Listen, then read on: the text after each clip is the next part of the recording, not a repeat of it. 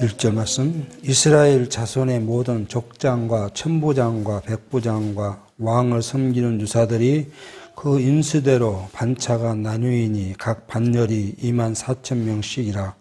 1년 동안 달마다 체번을 하여 들어가며 나왔으니 정월 첫 반의 반장은 삽디엘의 아들 야소보암이요 그 반열에 24,000명이라. 저는 베레스의 자손으로 정월 반의 모든 장관의 두목이 되었고 2월 반의 반장은 아호와 사람 도대요 또 미글롯이 그 반의 쫙이 되었으니 그 반열에 24,000명이요 3월 군대의 셋째 장관은 대제사장 여호야다의 아들 분하야요 그 반열에 24,000명이라.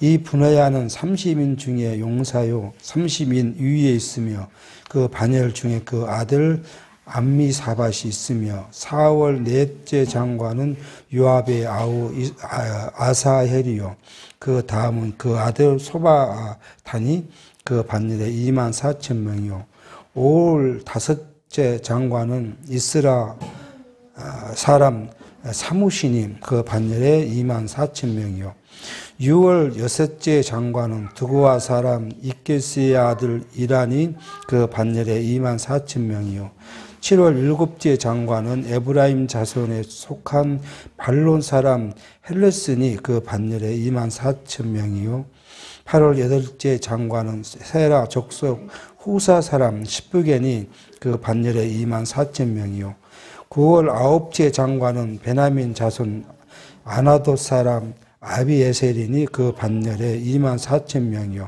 10월 열째 장관은 세라 족속 누드도바 사람 마하렌이 그 반열에 24,000명이요 11월 11째 장관은 에브라임 자손에 속한 비라돈 사람 분하야니 그 반열에 24,000명이요 12월 12째 장관은 온예리 자손에 속한 느도바 사람 헬덴이 그 반열에 24,000명이었더라.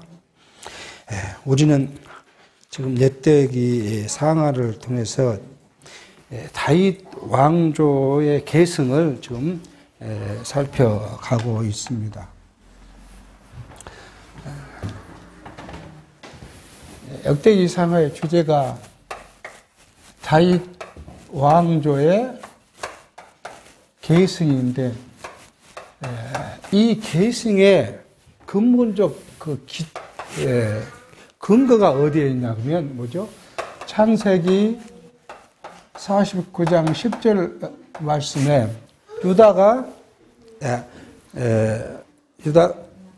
야곱이 유다에게 약속한 그 약속이 뭐예요? 실레가 오실 때까지 이 왕가를 세워 가시겠다는 약속을 하셨죠. 그리고 사무엘하 7장 16절 이하에서 다윗에게 너 왕조가 계속 굳건히 세워 갈 것이라는 사실을 약속합니다. 그러니까 이 말씀은 이 근거가 어디냐면 하나님의 언약에 있다는 거죠. 보통 구속사 신학에서는 이 엿대기 상하에 대해서 해석을 할 때 가장 중요한 문제가 뭐예요? 인간의 행위에 있다고 이야기를 합니다. 그러니까 왕들이 하나님께 순종을 하면 하나님께서는 그 왕조를 굳건히 세워주시고 그 왕이 하나님을 배반하고 우상을 섬기면 하나님께서는 그 왕조를 이방인을 통해서 무너뜨리고 힘들게 하고 고난을 주니까 어디에 있어요? 왕의 순종에 불순종과 순종에 하나님의 은혜가 있다고 가르칩니다. 그렇게 해야 또 사람들이 뭐 어떻게 해요? 아, 내가 뭘 해야겠구나. 하나님 충성해야겠구나. 그런 의식을 갖게 하는 것이죠. 근데 성경은 거기에 있지 않고 하나님의 언약에 기초해서 그 왕조를 계승해 왔다고 성경은 이야기하고 있습니다. 자, 그래서 우리는 이 다윗 왕조가 어떻게 계승되어 있는가를 첫 번째 우리가 살폈던 것이 뭐였죠? 족보였죠, 계보. 다윗 왕가의 계보를 통해서 이 왕조의 정통성을 우리가 이야기를 하고 있는 거예요. 하나님께서는 우리 시조와 약속, 그리고 우리 열조와의 약속대로 다윗 왕을 왕으로 세웠고 그 왕가를 계승했다. 그러므로 우리 민족은 뭐예요? 이스라엘 우리 민족, 특히 유다 자손은 뭐예요? 하나님의 택하신 백성이고 하나님의 나라의 사람들이라고 그렇게 이제 이야기를 하게 합니다. 그렇게 이야기해 놓고는 두 번째 우리가 살폈던 내용이 뭐죠? 다윗이 어떻게 왕의 즉위했는가를 즉위 과정을 살펴서 이 다윗이 우리는 이미 사무엘 상하에서 이야기를 했듯이 갖은 고난을 이야기하죠. 그러니까 다윗이 15세 때 15세 때 기름 부음을 받았죠. 그리고 나서 왕이 될 때까지 다윗은 편할 날이 없었어요. 계속 쫓겨다니는, 그리고 쫓겨다닌 것만 아니라 생명의 위협까지 수없이 느끼게 했지만 누가 보호했다고요? 하나님께서 다윗을 보호하셨다. 그거예요. 왜요? 우리는 이 보호의 목적이 어디 있어요? 하나님의 당신의 언약을 이루기 위한 것이죠.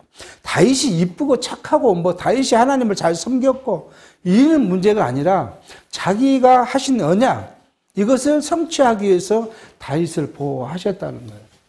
자, 그리고 지금 이제 우리가 마지막 지금 가고 있는 게 뭐냐 그러면 하나님께서 다윗 왕조를 견고히 세우셨다. 이걸 지금 이야기를 합니다. 강론집에는 뭐예요? 이걸 하나님께서는 견고히 세우니까 다윗의 치적이라고 강론집에는 이야기를 해요. 제목을 다윗의 치적. 제가 치적을 견고히 세우냐고 이렇게 살펴가냐 그러면 다윗의 치적이라고 이야기하면 머릿속에 제일 먼저 오는 건 뭐예요? 다윗의 행동이잖아요. 다윗이 잘 치적했으니까 이 나라가 세워진 것이 아니라 하나님께서 뭐예요? 이것 또한 뭐예요? 언약의 기초에서 하나님 자기가 그 나라를 견고히 세웠다. 이게 모든 것이 어디에 있어요? 하나님의 언약에 기초되었다 하는 사실을 이야기하고 있습니다.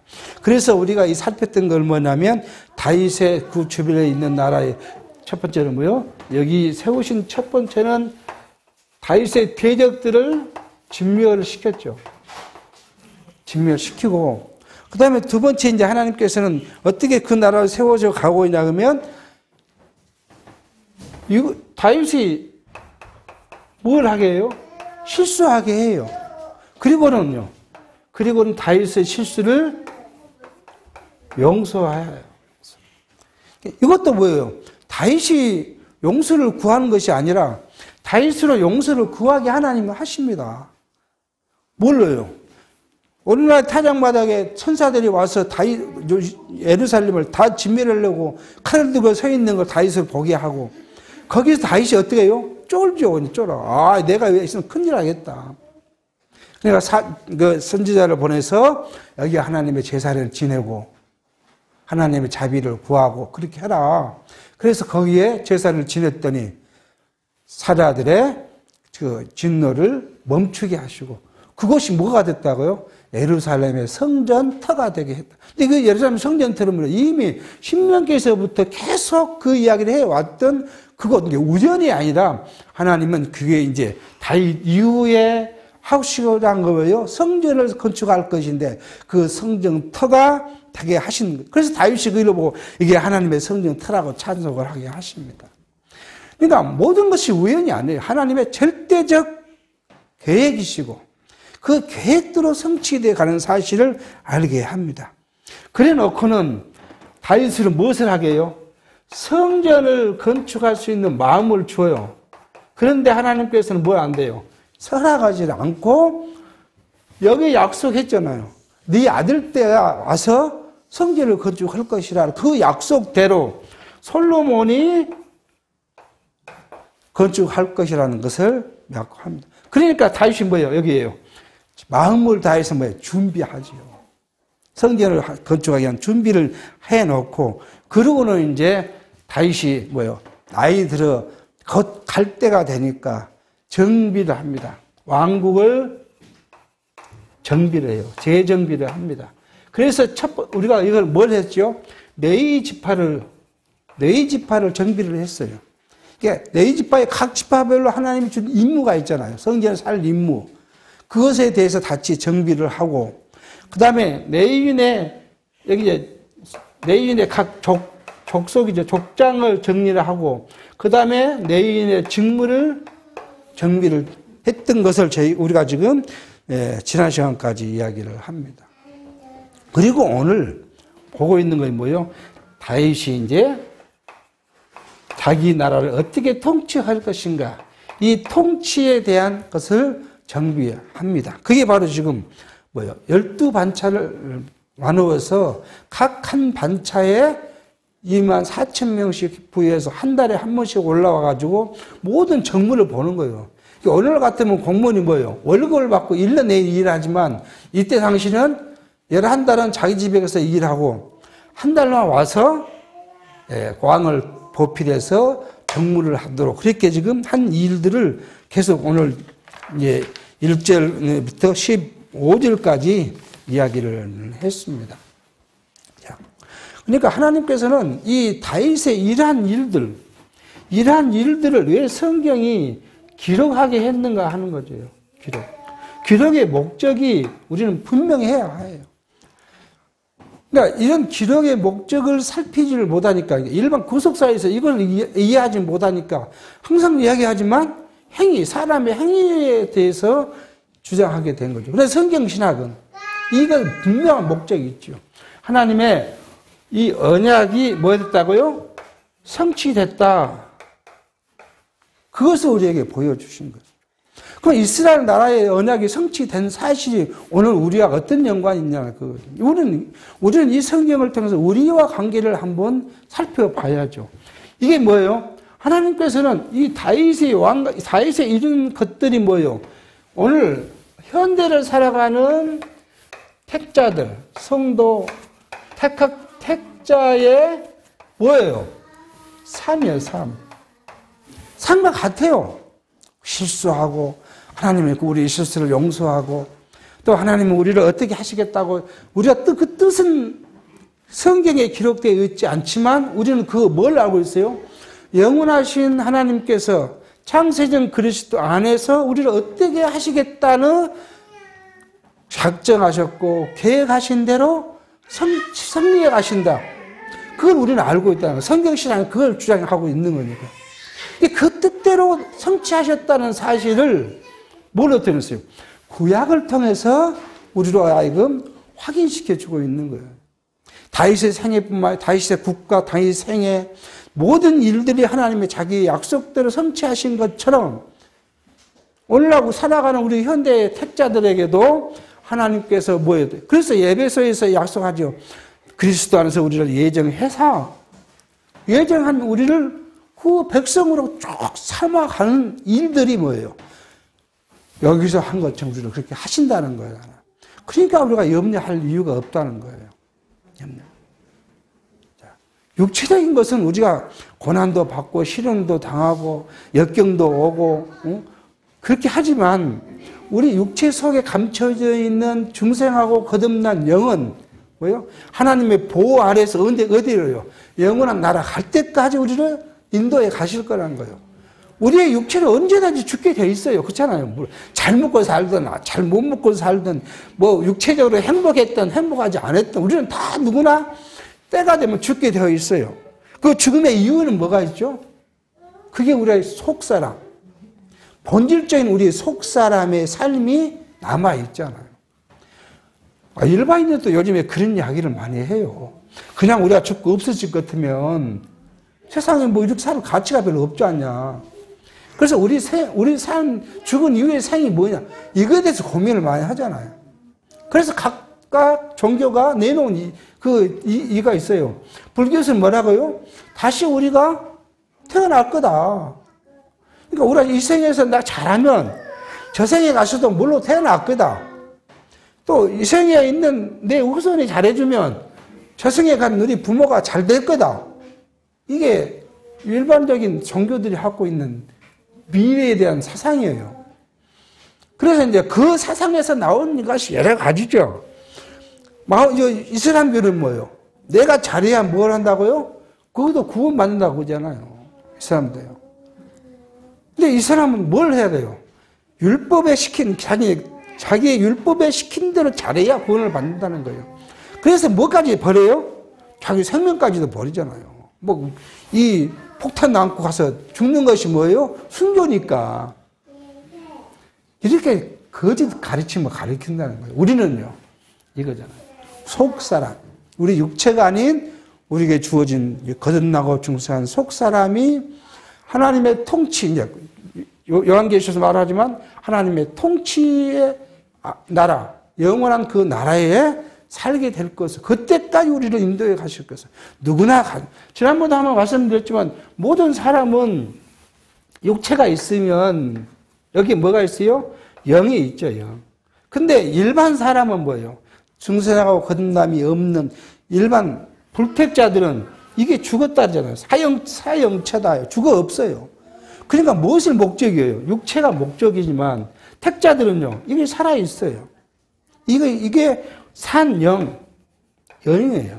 근데 이 영의 세력이 계속 커져가는 거, 이걸 뭐라고요? 견인이라고 해요. 하나님께서 우리를 이렇게 인도해 가셔요. 다른 말로는 뭐예요? 성도들의 거룩하게 되는 성화라고 이야기를 해요. 그러니까 이건 신학자들이 하는 그냥 어려운 이야기라고 치고요. 성령이 우리를 계속 구별되지 않았던 우리 영의 세력을 무슨 소욕으로 해요? 성령의 소욕으로 자꾸 채워간다는 거죠. 이게 커져가는 것만큼 뭐예요? 우리는 이만큼 우리는 뭐예요? 커지면 커진 만큼 우리의 심령이 뭐가 옵니까? 평강이 와요. 육체가 평안한 것이 아니라 우리 마음이 평안해져요. 우리 마음이 평안해지면 육체의 영향을 우리 영이 육체를 지배하면 육체도 평안해져요. 무엇이 없어지니까요? 육체의 서욕이 만큼 줄어들었으니까. 일반인들은요, 이게 없이 온통 육체의 서욕이잖아요. 그러니까 육체의 서욕을 채우려고 하니까 고민스럽고 괴롭고 힘들고 누가 나 쌓아야 되고 하다못해 어디까지요? 한 뱃속에 나온 형제들도 서로 경쟁해야 돼요. 내가 더 잘 살아야 돼요. 이게 우리 육체의 소욕이 어쩔 수 없는 타고난 소욕이기 때문에. 근데 이것을 뭘로요? 성령이 우리를 인도해 가시면서 조금씩 갑니다. 완전히 벗어날 때는 뭐예요? 우리의 육체를 완전히 벗을 때까지 하나님 우리를 인도해 가실 거예요. 그러므로 항상 말씀드리지만 우리는 이것을 소망할 수밖에 없어요. 왜요? 이 영이 갖고 있는 신분이 지금 여기 하나님의 나라잖아요. 모형적 하나님 나라의 신분을 갖고 있는 것처럼 우리의 신분이요. 하나님 나라의 백성이에요. 백성. 이것만 있으면 좋은데 이거에다 또 더함이 있어요. 하나님이 우리를 어떻게 했다고요? 자기의 영을, 양자의 영을 줘서 하나님의 자녀로, 아들로 삼았어요. 하나님의 자녀가 됐다는 거예요. 그것뿐만이 아니에요. 오늘 우리에게는 뭘 줬어요? 예수께서 베드로의 기도 위에 세우신 교회. 그게 그리스도의 몸이라고 이야기해요. 그 몸에 우리를 지체로 삼으셨어요. 이것만 하시면 얼마나 그냥 이러고 있었겠는데 한 가지 더 우리에게 주신 은혜가 있어요. 이게 은혜예요. 뭐죠? 그리스도가 하나님을 섬기는 세상을 섬기는데 그리스도에 붙어 있어서 우리가 하나님을 섬기는 제사장을 우리를 삼으셨어요. 그러니까 우리의 신분이 이거예요. 그러니까 이런 신분을 가진 우리가 뭘 해야 돼요? 우리는 자긍심이 있는 거예요. 일반인들은 우리가 육체는 똑같지만 그들은 하나님으로부터 버림받은 사람이지만 우리는 이러한 신분을 갖고 있는 하나님 나라의 백성이고 그리스도의 몸된 지체이고 하나님의 아들이고 하나님을 섬기는 제사장이라는 신분을 갖고 있기에 특별한 신분이라는 것을 이것으로 우리는 만족하고 자긍심을 갖고 살아가는 거예요. 비록 내가 오늘 예를 들어서 내 친구는 뭐 직장에서 과장이고 부장이고 그렇지만 나는 그냥 적은 저 밑에 말단 직원이라 할지라도 같은 뱃속에 나는 형제가 다른 형제는 공부를 잘해가지고 무슨 뭐 대기업에 사장이 됐다 할지라도 나는 뭐 돈을 못 벌여서 겨우 먹고 사는, 월급으로 계속 먹고 겨우 먹고 사는 그런 사람이라 할지라도 나는 뭘 내세울 수 없는 그런 별 보잘것 없는 육체적으로는 그렇지만 내 본질적 속사람은 이렇기 때문에 뭐예요? 내가 그것을 벌어오지 않고 사는 것. 이것이 신앙생활이에요. 이게 영적 삶이에요. 뭐 영적 삶이 굉장히 어려운 것이 아니라 내가 이런 신분을 갖고 있기 때문에 육체적인 그런 것을 소망하지 않고 하나님 나라를 소망하며 내가 견디고 살아가는 것이 그 영적 삶이에요. 이것이 없으면 우리도 뭘 해야 돼요? 일반인과 똑같이 살아야 돼요. 그걸 얻으려고 하고 그것을 가지려고 하고 사기치고 거짓말 하더라도 내가 돈을 가져야 되고 뭘 해야 돼요. 그러나 우리는 어디요?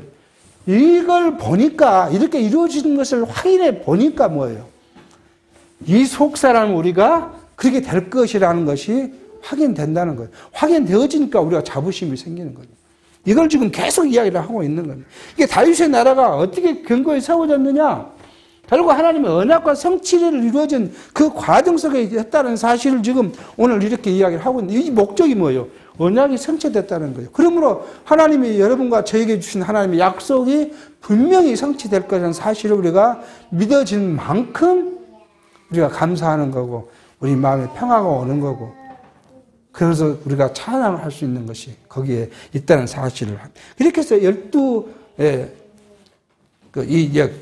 그것을 재정비해 놓고 그 다음에 이제 16절 24절에는 각 지파별의 인구조사를 하고 관장계, 각 지파별 장관을 임명을 하는 것을 이야기합니다.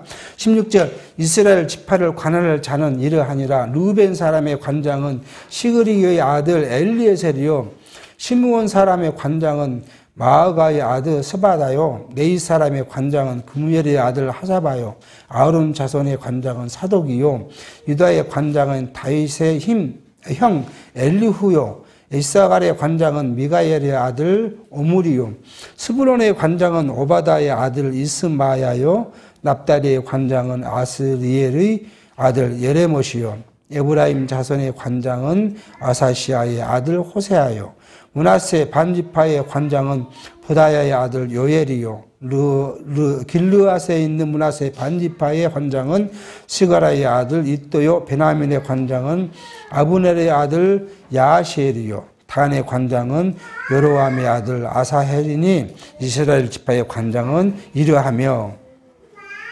이스라엘 사람의 20세 이하의 수요는 다윗이 조사하지 아니하였으니 이는 여호와께서 전에 말씀하시기를 이스라엘 사람을 하늘의 별과 같이 많게 하리라 하셨습니다. 스루야의 아들 요압이 조사하기를 시작하고 끝내지 못하여서 그 일을 인하여 진노가 이스라엘에게 임한지라 그 수요일을 다윗의 왕의 역대지락에 기록하지 아니하였더라. 각 지파의 족속 여기 이제 뭐요? 므낫세가 아니라 므낫세는 관장이 둘이죠. 반지파는 요단강 동편에 있고 반지파는 요단 서편에 있으니 각각 다르고 12지파의 이제 관장들, 장관들을 임명을 하고 그 다음에 여기에 또 레위 사람들 말고 특별히 아론을 나오죠. 아론은 뭔 족속이니까요? 제사장 족속이니까 그의 관장자를 사독이라 이렇게 이야기를 합니다. 그래놓고 성경은 뭐라고 이야기하고 있냐면 20세 이하의 인구는 기록하지 않았다. 어디예요? 역사책에 기록지 않았다. 그렇게 이야기합니다. 왜 기록지 않았느냐? 바로 다윗이 자기 조카 조카를 통해서 뭘 했어요? 인구조사를 하다가 하나님의 진노를 받았어요. 그것이 하나의 실수잖아요. 진노를 받았는데 그래서 그 조카 누가요? 조카가 요압이 인구조사를 하다가 그때 앞에서 우리가 한 보고 내용을 보면 레위 지파와 베냐민 지파를 빼버렸다고 이야기했잖아요. 그러니까 요압이 지금 자기 그 삼촌이 말한 왕이 말한 그 명령에 불만을 가졌다는 거 아니에요. 처음에 정도조사를 하니까 자기 이제 왕에게 아니 하나님은 우리를 보호하시고 하나님을 우리 인도해 가시는데 왜 사람을, 그 인구를 조사해야 합니까? 그리고 인구를 조사할 이유가 없다고, 이제 건의를 했어요. 그러니까 다윗이 계속 빨리 가서 조사하라고 독촉하니까 가서 했는데, 레위 족속과 베냐민 족속을 빼버리고 가서 인구를 60몇만 이렇게 보고를 했다.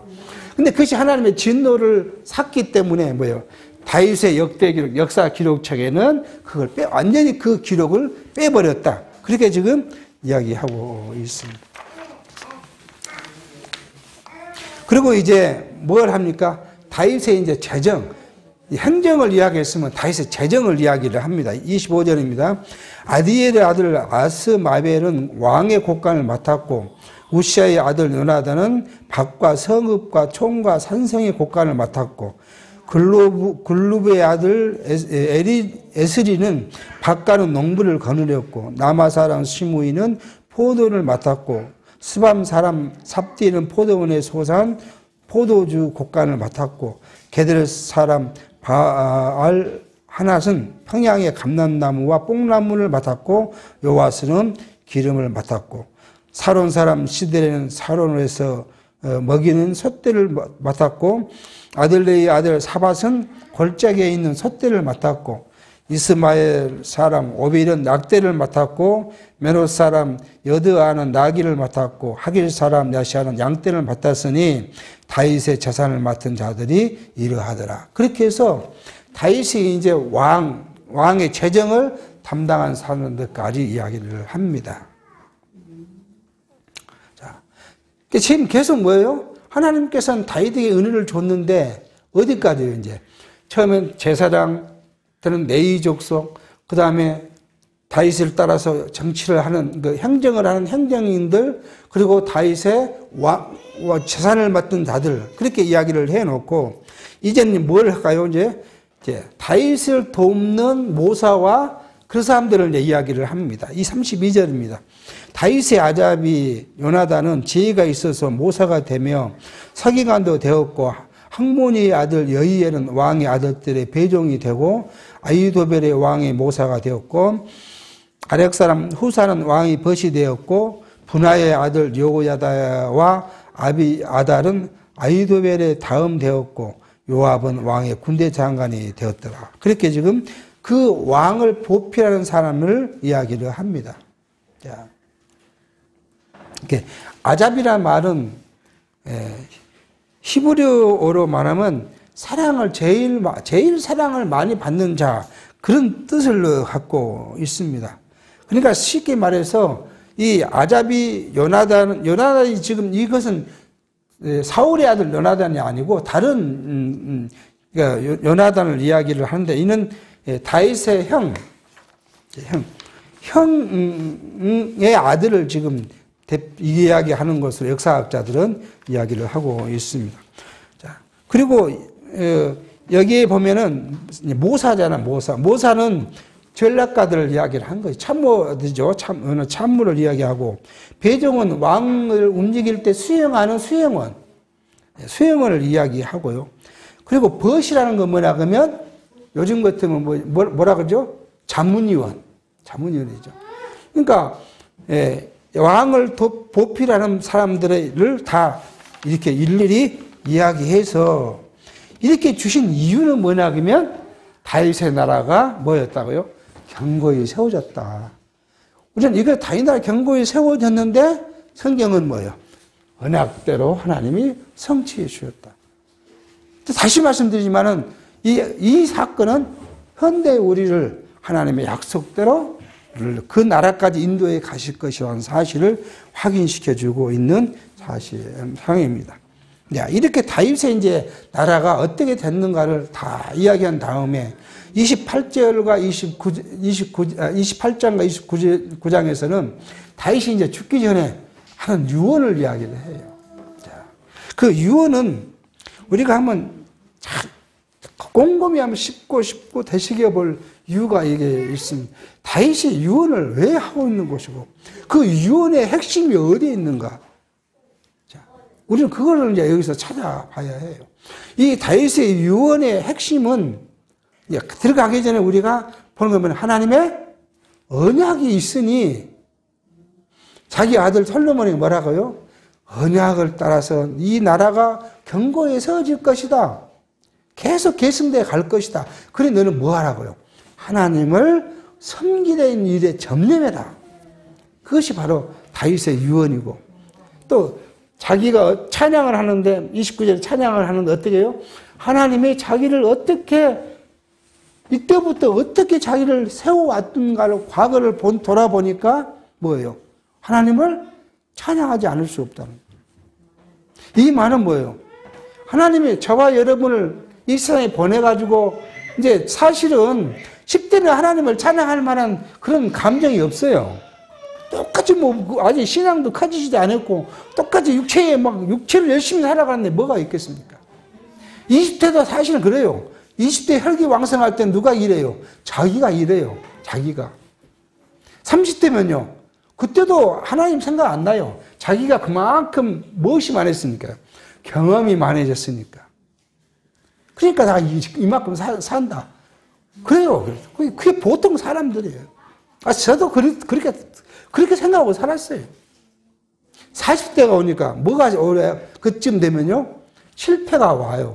우리에게요. 실패가 와지니까 왜 실패를 했지? 그 해석이 40대는 안 돼요. 내가 노력이 부족했나? 50대가 지나가고 이제 무엇이 오니까요? 내 힘으로 뭐 할 수 없는 시대가 오니까 뒤로 돌아보니까 이 발자취가 누가요? 하나님 나라 지금 여기까지 인도해 왔구나.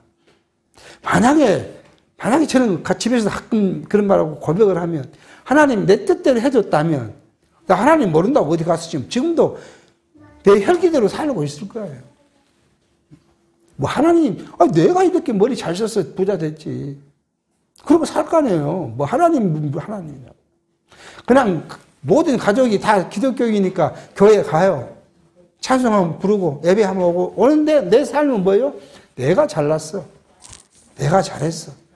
그러고 살아갔을 거라. 근데 실패가 경험하고 또 실패를 경험하고 실패를 경험해서 이제 60이 넘어서 손에 뭐가 없어질 때 보니까 뭐예요? 이게 이렇게 와서 나를 여기 만들어 놨구나. 그걸 느껴지는 거예요. 그때 보니까 뭐예요? 하나님의 섭리가, 하나님의 은혜가 깨달아지고 그때서 찬송이 나오는 거예요. 그래서 뭐예요? 다윗이 젊었을 때 자기 마음대로 했던 것처럼 살았는데 이제 나이 들어 어디까지 어떤 걸 해봤어요? 아니 범죄는 범죄라 그러는데 어떤 문제까지요? 아들한테 쫓겨가고 도망가 봤잖아요. 아들이 반란을 이렇게 자기를 죽이려니까 신하 몇 명 데리고 도망을 가서 왔는데 그때도만 해도 자기는 그렇게까지 괴롭지 않았어요. 자기를 보필하는 사람들이 막 따라다니니까. 나중에 보니까 그게 뭐예요? 하나님이 자기를 어떻게 보호했다는 거. 그래서 찬송이 하는 거예요. 이걸 이제 28장과 29장에서 한번 살펴보도록 하겠습니다. 28장 1절입니다. 다윗이 이스라엘 모든 방배 곧 각 지파의 어른과 체번하여 왕을 섬기는 반장들과 천부장들과 백부장들과 및 왕과 왕자의 산업과 생축의 감독과 환관과 장사와 용사를 예루살렘에 소집하고 이에 다윗 왕이 일어서서 가로되 나의 형제들 나의 백성들아 내 말을 들으라. 나는 여호와의 언약궤 곧 우리 하나님의 발등상을 봉안할 전 건축할 마음이 있어서 건축할 재료를 준비하였으나 오직 하나님이 내게 이르시되 너는 군인이라 피를 흘렸으니 내 이름을 위하여 전을 건축하지 못하리라 하셨느니라. 이미 우리는 살펴본 내용이죠. 이제 자기 자녀들, 자기를 따르는 신하들, 그 다음에 각 지파의 족속들을 다 모아놓고 이제 자기가 유언적으로 지금 내가 뭘 하고 싶다고요? 하나님의 성전을. 하늘은 하나님의, 땅은 하나님의 발등상이라고 그렇게 이제 이야기를 하잖아요. 그러니까 하나님의 발등상, 이것을 성전을 지으려고 했는데, 그런 마음을 놓고 다 준비를 했는데, 하나님이 건축하는 것을 나는 허락지 않았다. 자, 이 말은 뭘 이야기를 할 수 있냐, 그러면, 내 아들 솔로몬이 성전을 지을 그 정당성을 좀 부여하는 것과 똑같아요.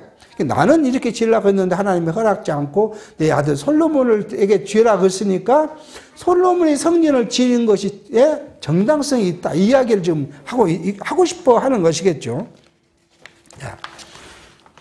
4절 그러나 이스라엘 하나님 여호와께서 전에 나를 내 부친의 온 집에서 택하여 영영이 이스라엘 왕이 되게 하셨나니 곧 하나님의 유다 지파를 택하사 머리를 삼으시고 유다의 족속에게 내 부친의 집을 택하시고 내 부친의 아들 중에서 나를 기뻐하사 온 이스라엘 왕을 삼으셨느니라. 지금 자기 일생을 좀 한 절로 그렇게 이야기를 했습니다. 이스라엘 전 지파 중에서 하나님은 누구를 이뻐했다고요? 유다를 이뻐했고 유다 지파 중에서요. 자기 집에서도 8형제 중에 가장 막내 못난이 나를 사랑해서 나를 왕을 삼아가지고 지금 왔다. 자기 삶을 지금 이야기를 했어요. 그러니까 이거 뭐 했다고요? 또 이야기예요. 우리 열조에 했던 약속대로 지금 우리 왔다.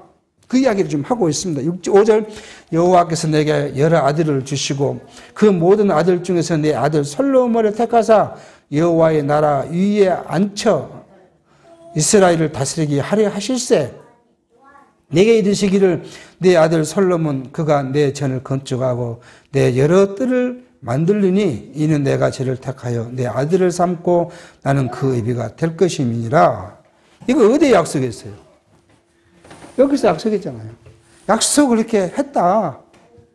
그 이야기 지금 아들 솔로몬이 성전을 건축할 것인데 성전을 건축하는 것이 욕심이 아니라 하나님이 솔로몬하고 성전을 건축하게 하겠다는 약속대로 지금 할 것이다. 그 이야기를 지금 하고 있는 것입니다.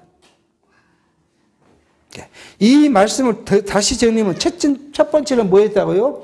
유다 지파를 선택하고 둘째는 유다 지파 중에서 자기 지파를 했고 자기 아버지 집에서 자기를 택했고 또 내가 아들이 많았는데 아들이 사실 한 40 몇 명 되죠. 뭐 기록되지 않는 어디까지 하면 40 몇 명 훨씬 넘겠죠. 그 아들 중에서 솔로몬을 택했다. 그렇게 지금 이야기를 해서 솔로몬의 성전 건축을 지금 이야기를 하고 있는 겁니다. 7절 저가 만일 나의 계명과 규례를 힘써 준행하기를 오늘날과 같이 하면 내가 그 날을 영원히 경고하리라 하셨느니라. 약속이죠, 여기요. 근데 이 말은 조금 우리가 다시 살펴보면 이미 과거 사무엘에서 살폈으니까요. 내가 너를 그렇게까지 경고케 해 줄 것이므로 뭐예요? 나를 섬겨라. 그게 번역상 문제라고 이야기를 했었어요. 그렇게 약속을 했었다. 그 이야기 좀 하고 있습니다. 8절 이제 너는 온 이스라엘 곧 여호와의 회중에 보는 데와 우리 하나님의 들으시는 데서 너희 하나님 여호와의 모든 계명을 구하여 지키기로 하라. 그래야 하면 너희가 이 아름다운 땅을 누리고 너희 후손에게 끼쳐 영원한 기업이 되게 하리라. 솔로몬이 한 말입니다. 지금 솔로몬아 내가 내 하나님 여호와를 섬기고 그 율법을 생각하고 기억했던 것처럼 이미 하나님이 너한테 이렇게 하기로 약속을 했으니 너도 어떻게 한다고요? 여호와의 계명을 항상 준행하고 지키고 그 마음에서 기억하고 살면 어떻게 하나님은 이 나라를 견고히 세울 뿐만 아니라 아름다운 나라에서 영원히 살도록 해 주실 것이다. 그러니 솔로몬아 어떻게 한다고요? 하나님만을 섬겨라. 이게 다윗이 자기 아들 솔로몬에게 하는 유언의 핵심이에요. 하나님만을 섬겨라. 우리가 조금 이 말씀을 생각해 보면 우리가 우리 자녀들에게 유언을 남길 것이 뭐가 있겠냐. 한번 우리가 생각해 볼 것인지 아닌가 생각을 해요. 하나님이 내게 우리로 하여금 하나님의 자녀가 했고 하나님 백성을 삼으셨고 하나님 나라에 귀한 은혜를 이렇게 허락하신 것을 내가 감사하고 그것이 오직 내 모든 것에 가치 있는, 값어치 있는 것이라고 내가 여겨진다면, 그거잖아요. 내 자녀에게도 뭐예요? 우리 자녀에게도 그것을 유언으로 남길 수 있지 않겠는가 하는 거예요. 그러니까 이게 있어서 우리는 마음이 굉장히 심한 갈등을 느낄 수밖에 없게 되는 거예요. 우리 성도들의 가정마다 여러 가지 일들이 있고 여러 가지 환경이 있어요. 그렇지만 우리의 소망이 뭐예요? 내가 이렇게 알았던 하나님, 내가 붙들었던 하나님, 내가 의지했던 하나님, 이 하나님을 누가 내 자녀들도 이 하나님은 나와 동일하게 붙들고 의지하고 살기를 소망하는 마음이 내가 죽어갈 때 유언으로 남길 수 있는 가장 가치로운 것이 된다면 우리의 신령한 삶은 성공적이었다고 볼 수 있는 거죠. 아니, 그것을 받는 자녀가 어쨌든 그 문제가 아니라 내가 내 생애 중에서 가장 가치로웠다는 거, 이것이 가치로웠다. 내가 죽으면서 내 자녀에게 남겨줄 수 있는 것이 뭐 돈도 있고 재산도 있고 말을 많이 할 수 있겠지만 그 모든 것보다 뭐예요? 내가 의지했던 하나님을 너희도 의지하기를 바란다. 이렇게 하고 내가 숨 딱 거둬준다면 그분의 삶은, 영적 삶은 성공적이었다고 보죠. 그래서 우리는 이 솔로몬에 보내는 다윗의 이 유언은 우리가 한번 되씹어 볼 수 있는 귀한 것이지 않겠는가 하는 생각을 합니다. 9절 한 절 말씀만 보겠습니다. 내 아들아, 솔로몬의 이야기, 내 아들 솔로몬아, 너는 내 아비의 하나님을 알고 온전한 마음과 기쁜 뜻으로 섬길지어다. 여호와께서는 모든 마음을 감찰하사 모든 세상을 아시나니 내가 저를 찾으면 만날 것이요 버리면 제가 너를 영원히 버리시리라. 그렇게 하면서 자기 아들에게 뭐예요? 하나님을 온전히 마음에 간직하고 살아갈 것을 부탁을 합니다. 그리고 이것이 기초가 돼서요. 이 9절까지가 기초가 돼서 10절부터 이제 성전에 대한 부탁을 하게 되는데 이 말씀 다음 시간에 살피도록 하겠습니다.